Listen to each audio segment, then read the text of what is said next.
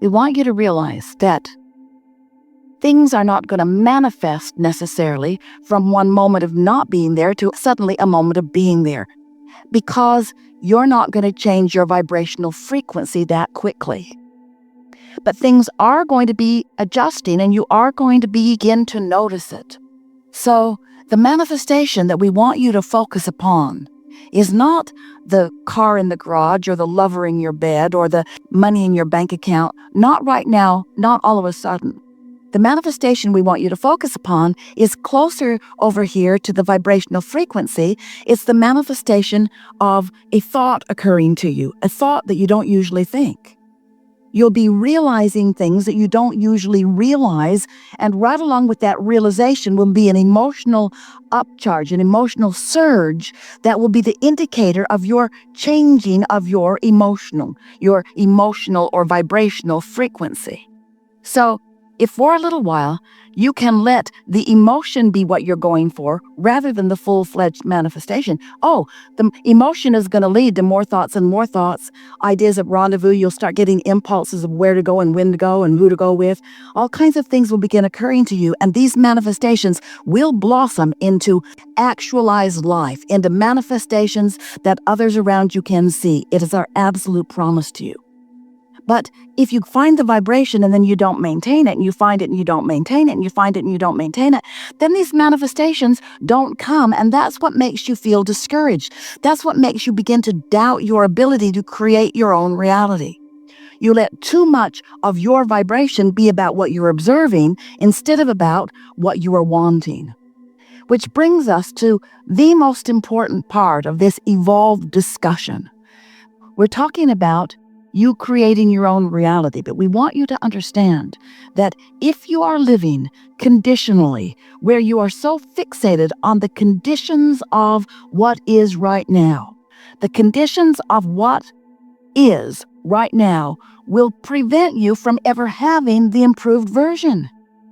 Because you can't offer a vibration of what is and a vibration of what is coming at the same time. If you're focused upon the absence of something that you want, that's the vibration you're practicing, and it will keep you from realizing the path. Because law of attraction is drawing all cooperative components. It's already been assembled. Your vibrational reality contains everything that you want. You've just got to get in the zone, in the vibe. You've just got to get in the vibrational frequency vicinity so that you can begin realizing. You know how sometimes when you say, oh, I just got the best idea. That's why. That's why. You let down your negative guard. For some freakish reason, you were feeling good. And in that absence of resistance, you got an idea. But most of you don't keep the idea alive by nurturing the fertile ground that allows it. Instead, you kill it with reality. You say, oh, but that's not likely. I don't know others that have done that. It hasn't been working out that way for me. You argue for your limitations by pointing out what is. And what is not the friend of what will be. Often. Sometimes it is. In other words, if what is lovely, focus on it as much as you can, and more like it will come to you. But you want to be a selective sifter about what you focus upon. So, this now reality is full of conditions. And as you focus upon the conditions, the condition, whatever the condition is, I must deal with this condition. Esther twisted her knee, pulling a very heavy suitcase, and it's been bothering her, and she finds herself focusing upon the condition of her knee. Hard not to, it hurts. Hard not to, it's slowing her down. Hard not to focus on it. It is a reality that gets her attention. But what she is realizing is she can hold the sore knee with her indefinitely by giving her attention to it. And so once something is manifested, we know it's not easy to get your attention off of it. But you got to figure out some way to get your attention off unwanted, or unwanted will remain in your experience. Law of attraction says that it must. So conditions, some of them you want, some of them you don't want. But here's something that will serve you so well as you are beginning to understand the vibrational universe that you live in and the vibrational being that you are. over here is a vibration that we're going to call, in as emphatic way as we can because we want you to remember it evermore, is as an unconditioned. It's an unconditioned. This vibrational reality is an unconditioned. And as you allow yourself to focus in a way that allows this non-physical vortex and your source energy, who is projecting thoughts to you about the path to what you want. Hear this. Your inner being knows where you stand in relationship to everything you want. Doesn't that please you? Your inner being knows where it is and is calling you to it. But you got to be in the vicinity in order to hear the impulses. So if you will just for a little while decide that rather than trying to change the condition so that you can feel better, instead, you will ignore the condition and find some way to feel better, which will then cause the condition to change. Can you hear the difference? It is essential to deliberate creation. Focusing upon an unwanted condition sets a vibration that holds it in place. But being unconditional means using your willpower, that's the only way we would use willpower, to focus on something that feels better. There could be 10 subjects in your life that are important to you. And let's say 9 of them are going extremely well. But you could focus on the one thing that isn't going well. And as humans, that's what you usually do because you're trying to find a problem and wrestle it to the ground and kill it. This universe is based upon attraction and inclusion. When you say no to something, you're actually saying yes to the thing you don't want. Yes to something you do want brings it. No to something you don't want brings it. So here is this condition that you don't want. And as you focus upon this unwanted condition, you hold yourself vibrationally apart from what you want. So if you would decide that caring about how you feel matters, it matters so much that this condition takes a second or third or fourth or fifth place. So let's say there are 10 things in your life experience that are important to you, and that one thing isn't going well. The other 9 going well.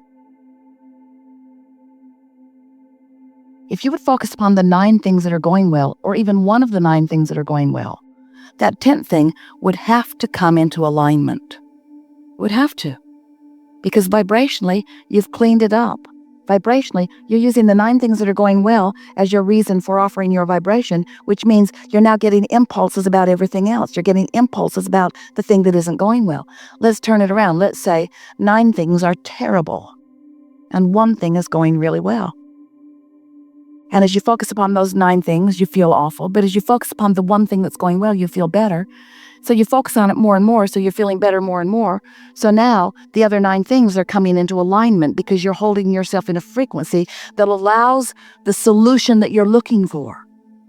The vibration of a solution and the vibration of a problem are completely different frequencies. So what's the point of all of this, Abraham? What's the point of all of this contrast that surrounds us? Well, the contrast causes you to identify what you want. It's really step 1 of the important creative process. If you don't know what you don't want, you can't know what you do want. So step 1 is that discerning and asking process. And that's that rocket of desire that goes into this vortex that your inner being stands and holds and summons to you all the cooperative components. The question is, are you one of the cooperative components? And the answer to that is, if you feel good, yes. If you feel not good, no. You're not being cooperative right now. So step 1 is you ask. Step 2 is Source stands there with all that you've become and summons by law of attraction to you. So the path lights up for you. The path of least resistance is very, very bright. Your inner being knows right where all of the steps are. Not just the most direct steps, but the steps that will bring you the most pleasure along the way. And hear this, more important, the most logical step that you will be able to find. So when we talk about the path of least resistance, we want you to understand you are the one who's throwing the resistance on the path. But it's okay. Your inner being still keeps calling you. And the more you get into this place where you are realizing the revelation that is being offered to you, the more that path of least resistance will clear up until in time there won't be resistance that you're tripping over. Ease and flow and fun and full and fast and life. That's how you're supposed to feel, you see. So step 1 is life causes you to ask. Step 2 is Source gathers it all up, holds the frequency of it, and calls you to it constantly. When you ask, it is given. That'd make a really good book. Oh, yeah. But the third step is what we're talking about with you. That is, you got to find the frequency. And you got to practice to find it, which means you got to care about how you feel. You got to find the frequency that puts you in that place of realizing, and then you're off and running. There are no limits for you. There is nothing that you cannot be or do or have. If this time-space reality has the wherewithal to inspire within you the desire, this time-space reality has the wherewithal to deliver the full manifested goods. So what we're really talking about is you finding some way to be happy in the interim between the vibrational reality and the fully manifested reality. And don't misunderstand us. Sometimes you do. Sometimes you think, oh yeah, Abraham just wants us to get happy so we don't notice the things that aren't working out for us. But that cannot be, because when you get happy, the things that you want cannot be avoided by you. They have to come, and you will realize them. And oh, what fun it is to consciously define desire and then deliberately tune your frequency by caring about how you feel, and then getting to witness the path unfolding. Such a fun path. After a little while, you begin to understand that the journey was what it was all about, that the destination is fleeting. Don't misunderstand. We want you to have all that stuff you want. We want you to have every bit of stuff that you want. We want you to have it. You have come into this leading edge place because manifestation is the leading edge way. We're not trying to talk you out of your manifestations.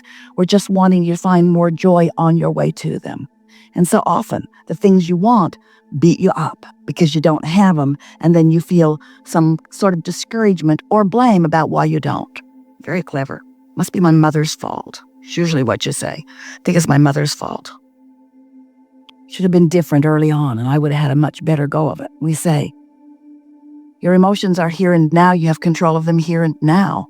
Stop dredging up that old stuff that doesn't apply anymore. All of your power is here and now. It's time for you to cash in your vibrational currency.